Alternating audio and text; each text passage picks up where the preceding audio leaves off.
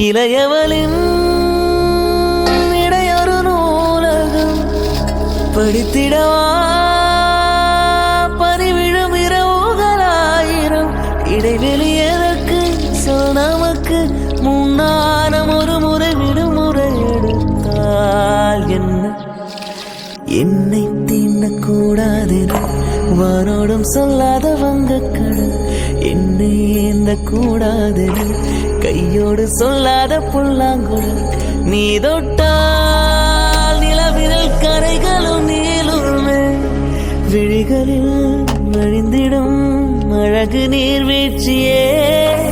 எனக்கு நீ உனை தர எதற்கு ஆராய்ச்சியே